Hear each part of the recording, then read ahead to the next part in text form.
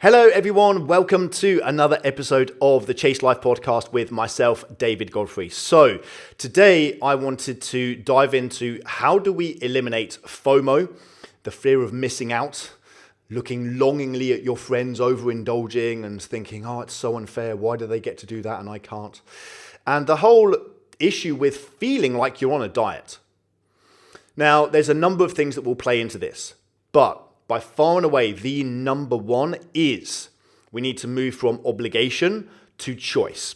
What does that mean? Well, when somebody feels like they are on a diet, there will be this feeling of obligation that goes along with that.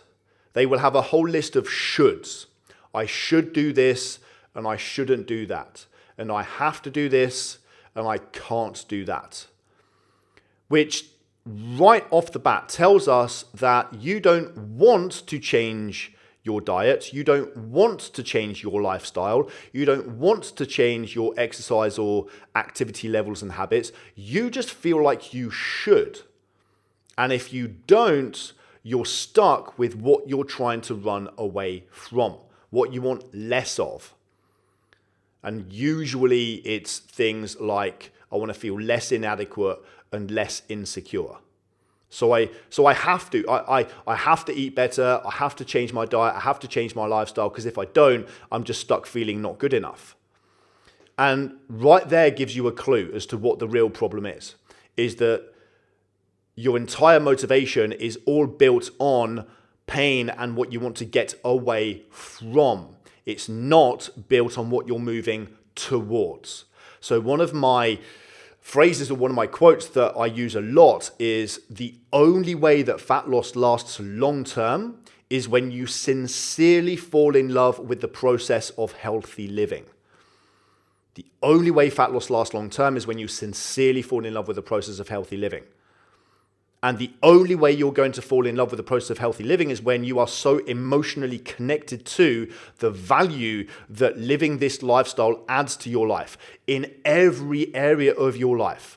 Physically, mentally, emotionally, spiritually, in your relationships, in your career, maybe even in your finances, in your mood every day, in your emotional states every day, your overall levels of happiness and your overall quality of life. When you have so much clarity on that, that's when this starts to shift to a place of choice. But when you're purely being driven by pain and what you want to move away from, and that's the only driver that you've got any clarity on, that's what typically leads to being stuck between the battle of the pains. I hate dieting, I hate being overweight. Which one do I hate the least? I'll suffer through that one. But of course, at some point, your brain goes, what's the point? Because what is the point? Either way, whichever option you choose, you're suffering anyway. And so that's why we have to move to this place of choice. Because you don't have to do anything.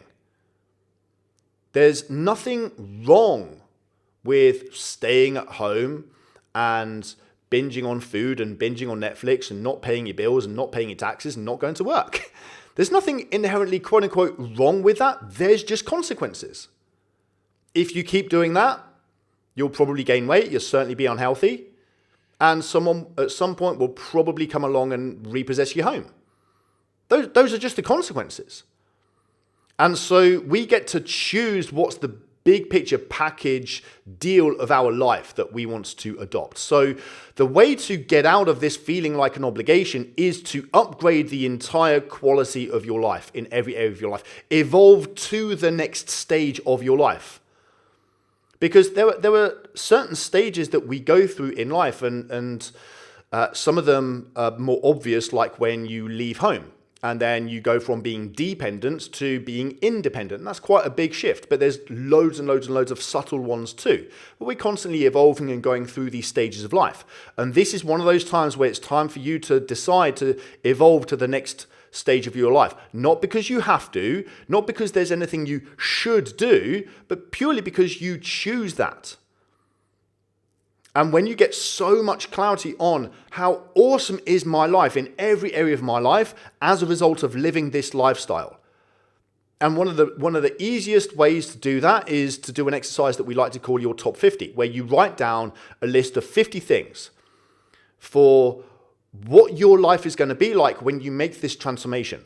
50 things that you're going to have more of, do more of, feel more of, experience more of, create more of, instead of what you have less of, or what you're getting away from, or trying to reduce or eliminate. What do you get more of as a result of living this lifestyle? And expand it out as much as possible into all of the areas of your life, including the areas that used to appear to be in conflict. Because people will say things like, I don't have time to exercise, and I don't have time, or I'm unable to prioritize healthy eating, etc. because I've got kids, because I've got a family, because I've got a demanding job. And you don't know what it's like for me, and these types of things. And when you tap into why are those things, your relationship with your kids, the role model that you're being with your kids, the version of you that your kids are getting, when you're taking command of this area of your life, when you're fit, when you're healthy, when you're able to think clearly, you're back in charge of your mind and your emotions. You have so much more resilience. Small things don't get to you. When you realize that, wow, this is not in conflict with my ability to parent. And equally with your work, what's going to happen if you don't prioritize health? Because mental health and physical health go hand in hand. And when you start prioritizing health, you can think more clearly. You have more energy. You're able to process information more effectively and more quickly. Learning ability increases. You're able to do more in less time with less stress. Again, small things don't get to you. You become more resilient. What's going to happen in your job and in your career if you don't prioritize healthy living? Because at some point it's going to catch up. What are the things that you've been ignoring, pretending aren't really an issue, or just burying your head in the sand with? So get clarity on how is your life infinitely better off as a result of living this lifestyle. So for sure, you can start off with the things that you used to have front and center in your mind, such as aesthetics. That's okay. If you're motivated by aesthetics, great, put that down. But also, what else?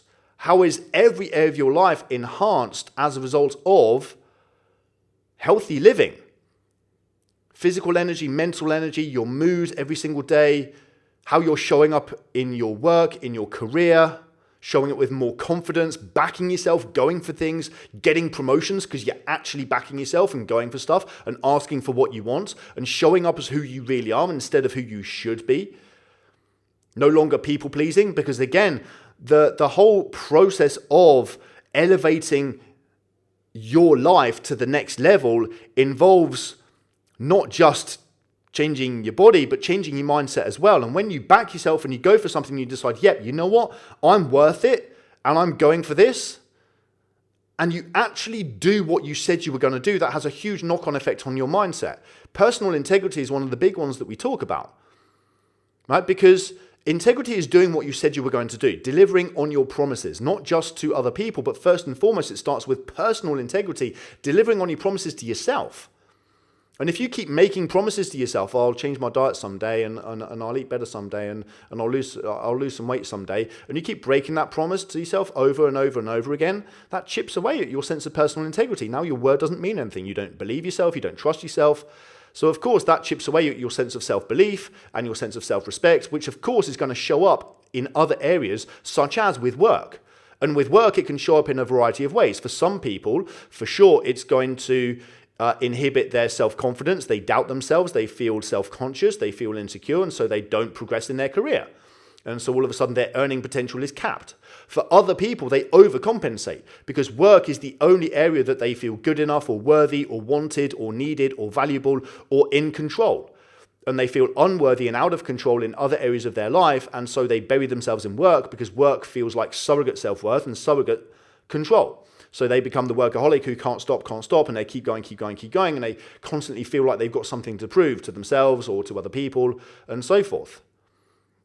Why? Because Well, obviously there's the deeper things in terms of self-worth and their relationship with themselves, but the behavior of constantly breaking your promises to yourself and not actually following through, not doing what you said you were going to do with health and fitness and well-being or other areas of your life, whether it's relationships and so forth, that again is just only going to chip away at your relationship with yourself. So once we start to expand it out, you can start to realize, wow, this is not just about my physical body. This is about how I show up and do everything. I'm sure you've heard the phrase before, how you do one thing is how you do everything. And so now you can start expanding this out in terms of how is my life infinitely better off in every area of my life? Again, relationships, career, social life, happiness and well-being, mood, relationship with myself, and build that picture out to a point where it's so exciting, it's so compelling. The number of times that I speak to people and they say stuff like, I can't imagine what my life would be like without these struggles. And what I say every time is there's nothing sinister going on there. That just means you never have. You never have actually spent the time fleshing out the life you want to create for yourself. All you've ever done is spent time focusing on the problem, but you get more of what you focus on. And so the more you focus on how much you have struggled with food or your body or your relationship with yourself, then the more of that you get. So all of those images of the life that you want to live and the person that you want to be, those images and thoughts and ideas are not going to magically jump into your mind and present themselves to you in vivid technicolor detail. You have to invest the time and the effort to create them. And so that's why this exercise is so powerful, the top 50. Spend the time going through, and you might, just bullet point 50 things. Now, I start with 50 because most people find that a stretch, and you have to push through that because they start running out of things. But eventually you get to a point where the creative juices start to flow, and it's okay if there's some overlap with it. But then all of a sudden you start actually getting clarity on the life that you want to create and the life that you want to live for yourself. And so when you have vivid clarity on that, now we can start moving from something feeling like a diet to actually being something that you choose. Now it's not an obligation. Now it's not something that you have to do. Now it's something that you choose and you want. Why would I choose any other version of life other than this one I've created? It's awesome. Look at it. I feel great. I have loads of energy. My relationship with myself is through the roof. As a result, my relationship with others is extraordinary. I'm finally available to other people instead of being stuck in my head in a conversation with myself feeling inadequate. I'm actually showing up in my relationships, in a relationship with the other person in front of me instead of actually a relationship with myself. That's the irony, is that so many people are supposedly technically in relationships. They're not. They're in a relationship with their own view of themselves as it relates to the other person. So now I'm finally in a relationship with other people, and so on and so forth. And so now your entire life is upgraded. Now, an important thing to realize with that is that for sure there are inconveniences that go along with that. Sure, it's inconvenient to go to the gym, to go grocery shopping, to do your meal prep when you're tired, when it's been a really busy day, and you'd like to do other things that are, more comfort driven. Sure, that's inconvenient, but you don't begrudge it because this package deal is infinitely better than this package deal over here that you used to be living. So that's when you first of all, and I'll come on to this in a bit, but once you get clarity on what you want and why you want it, you then decide what's the lifestyle I'm utterly resolutely committed in order to live that life. And you make that lifestyle your non-negotiables. There is incredible power with something being a non-negotiable. Oftentimes people think of discipline as being restrictive and a lack of freedom. I don't have the freedom to eat and drink with abandon with my friends. I don't have the freedom. Again, FOMO. But discipline equals freedom. I'm sure you've heard that phrase before. And most people interpret that phrase from the perspective of, if I'm disciplined today, I can live a life of freedom tomorrow, which is absolutely true. But it's even more powerful than that. there's another subtle level underneath that, which is that it's incredibly freeing when you don't negotiate with yourself and you don't debate with yourself. What makes it excruciating is you have these supposed personal standards of I'm going to go to the gym X number of times a week, I'm going to hit X number of steps a day, I'm going to do my grocery shopping and my meal prep, and I'm going to be organized, I'm going to think ahead, etc. You've got these supposed personal standards, but they're not actually non-negotiables, and so therefore you leave it up for debate and up for negotiation. And when it comes time to do those things and it's been a long day and you're tired, etc., then you start going, oh, do I really have to? I can't be bothered. Oh, but if I don't, I'll feel guilty tomorrow. And I suppose I should. Yeah, but you know what? Today's been a really exceptional day because my boss never shouts at me. And you know what? Like I kind of deserve a break and I deserve a treat. And back and forth and back and forth and back and forth. That is utterly exhausting. But when something is a proper non-negotiable, you just get on with it. You get out of your head, you don't even think about it. Sure, it's inconvenient, sure you're tired. It doesn't eliminate the tiredness, but you just go and you get it done.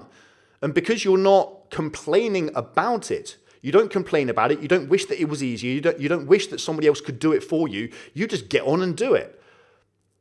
Now, ironically, it's so much easier than it would otherwise be. One of the phrases, another phrase that I use a lot is, when you're willing to walk through fire, you very rarely have to do so.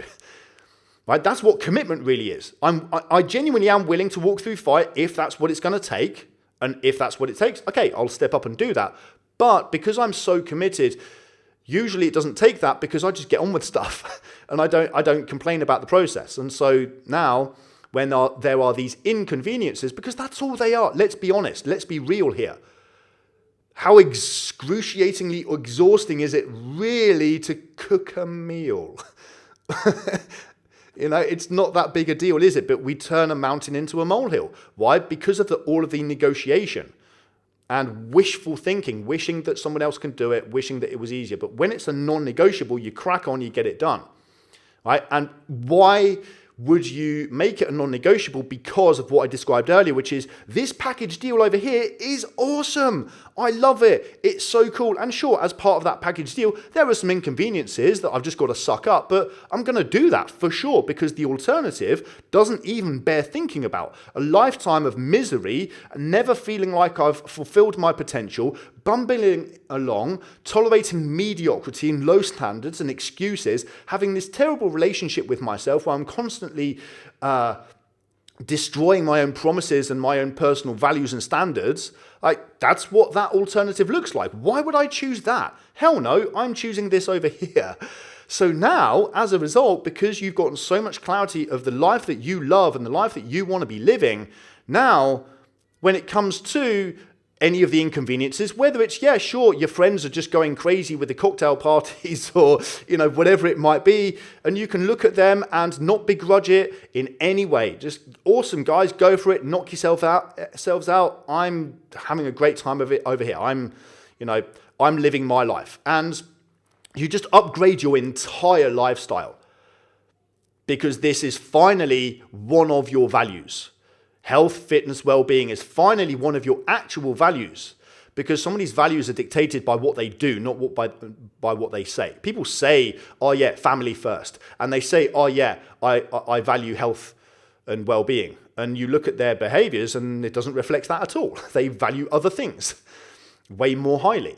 So now you're actually living a lifestyle that's aligned and congruent with healthy living. So again, the only way fat loss lasts long term is when you sincerely fall in love with the process of healthy living. And as a result, now it doesn't feel like an obligation. It's not something that you begrudge. It's something you want and you actually choose, including choosing the inconveniences, because this over here is infinitely better off than that over there. So that is by far and away the most important piece when it comes to eliminating FOMO and the feeling of, quote, being on a diet. Now, there are some other things that come into play. One of them being keeping things as simple as they possibly can be for your goals. And something that we see time and time again is when people are prescribed approaches to nutrition or training that are just way excessive, unnecessarily detailed and complicated for that individual's goals. And so we spoke about this at length on the last episode, so I'm not going to belabor the point too much right now, but just recognize that things should be made as simple as possible but not any simpler.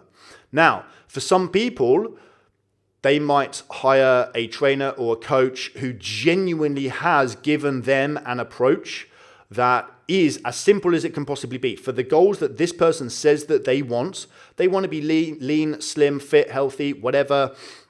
They've talked to their trainer or their coach about what they want. Their trainer and their coach has given them something that genuinely is personalized to their preferences as much as is reasonably possible. It is very simple, it's very sustainable, and that person still says, this is unreasonable, this is unsustainable, you're asking too much of me, how is anybody supposed to live this way?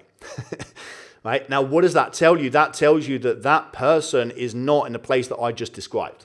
So we need to, when I educate trainers on this stuff, I talk about moving what I call the compliance line. So there's a graph that I draw that has this line that depicts the compliance for that individual client. And we can move that compliance line based on a number of things. So based on somebody's motivation. So the way that somebody sets up what they want and why they want it, which is the first thing that we discussed in this episode. When you get real clarity on that, and it's not just at the intellectual level of, I suppose I should probably want those things a bit more. No, you're truly emotionally connected to it because you've actually thought about it at length and in detail, and you've designed this life that you're super excited, even passionate about living. Right? When you've got it to that point, now you know what you want and why you want it. If somebody doesn't have that, then of course their compliance line is going to be low. Their ability to follow something and stick to it and be committed and consistent is going to be low because they don't know what they want or why they want it. They only know what they don't want. They don't want to be overweight. They don't want to be the clothing size that they are. They don't want to feel stressed. They don't want to feel inadequate. They don't want to feel insecure. They don't want to feel like food controls them. Great. That's what you don't want. I have no idea what you actually do want. So many people think they know what they want. They have absolutely no idea. They only know what they don't want. So get clarity on what you want and why you want it. Then step 2 is decide on what is the lifestyle that you're utterly resolutely committed in order to live that life. Now, sometimes people will say stuff like, okay, what's the most I can get away with and still get results? Which hopefully by now, at this point in this episode, you can recognize, wow, that person clearly hasn't gotten clarity on the very first piece because they haven't decided on upgrading their lifestyle. Now, for sure, there is definitely personalization that comes into play in terms of tailoring something for the amount of flexibility that somebody can have.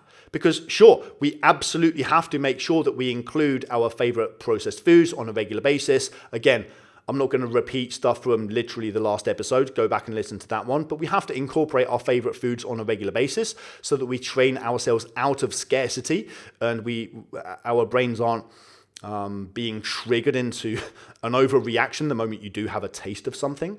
And yeah, we do have the flexibility to be able to enjoy some of these indulgences when it's appropriate and in moderation.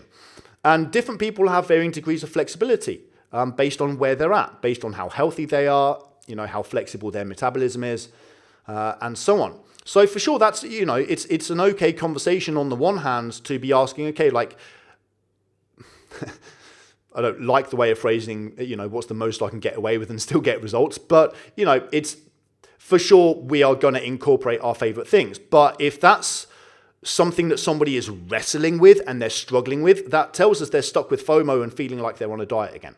As opposed to, no, I'm so committed to healthy living that, whatever it takes, I'm going to do that. But for sure, we have that flexibility. So anyway, we need to make sure that the approach that we take with nutrition is as simple as it can possibly be for that client. And just like I described in the last episode, I see so many people being prescribed things like counting calories and macros, which is just completely unnecessarily detailed and complex for that person's goals. Like I often say, you can get anybody lean, fit, and healthy year round without having to weigh your food and count calories in an app and take your weighing scales to restaurants and so on and so forth, right?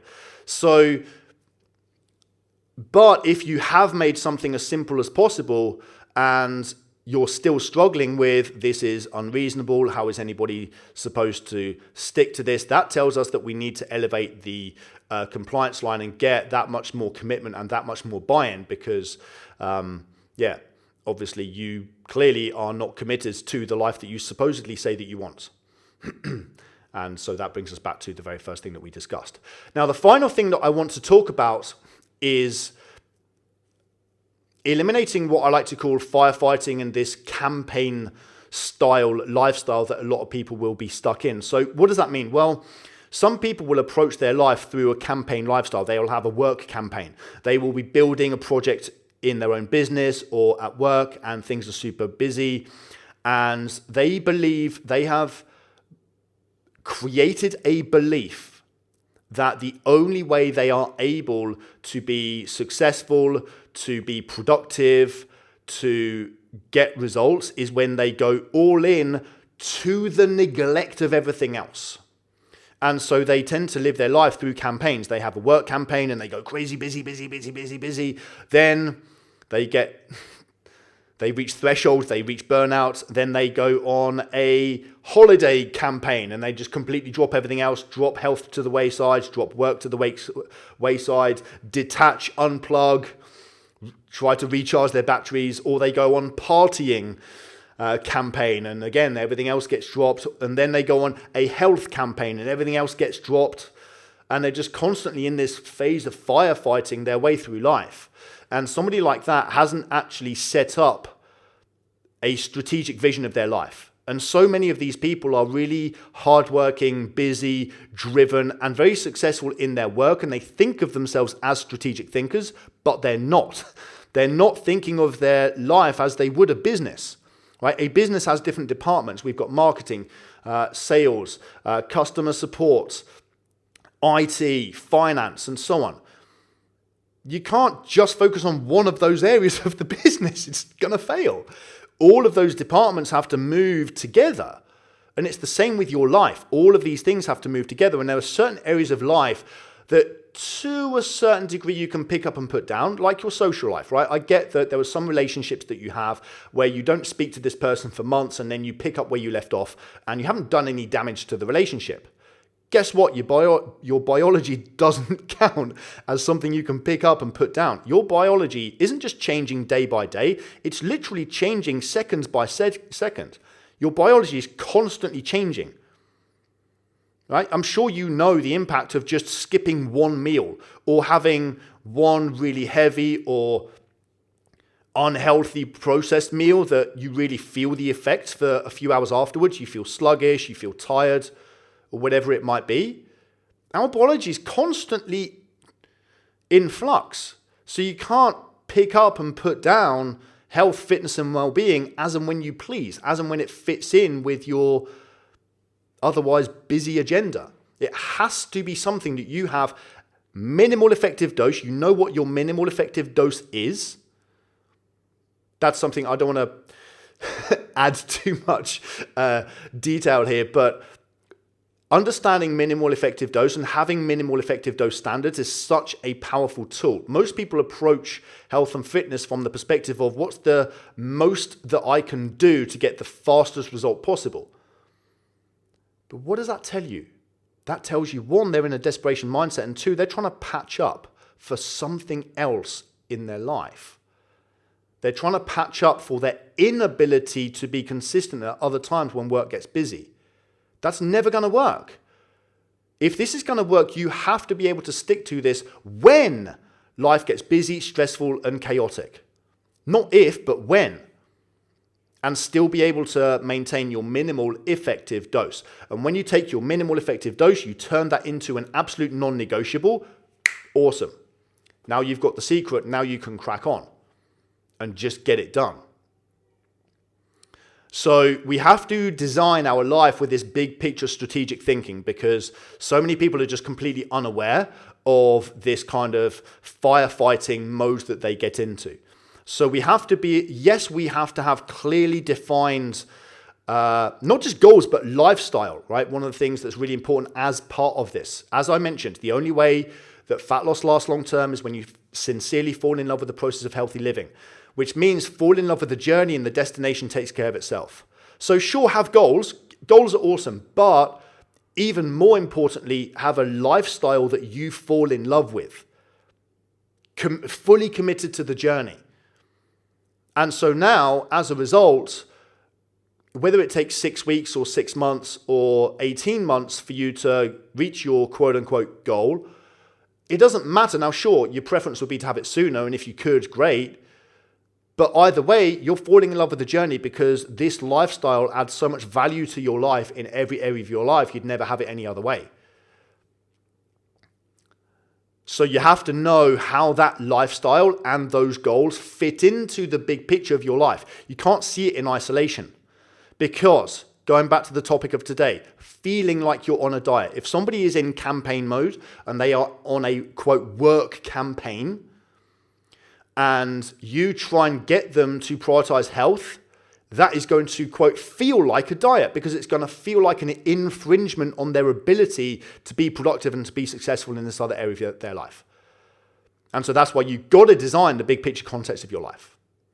So I think that's enough for today. Hopefully you guys got a lot of value from that in terms of being able to eliminate FOMO, eliminate that feeling of being on a diet, and finally build a lifestyle that you fall in love with and that you choose, including the inconveniences that go along with that, instead of something that just feels like a bunch of shoulds. You don't have to do it. It's not something you should do or must do. It's something that you want to do, that you choose to do, you get to do, and you love to do. That is something that lasts forever.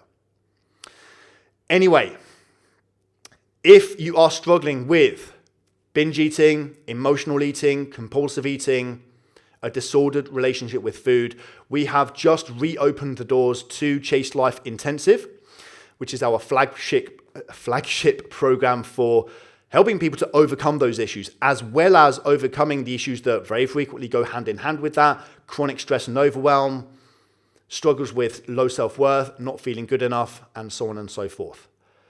If you are fully, sincerely committed to overcoming those issues once and for all, then we can help.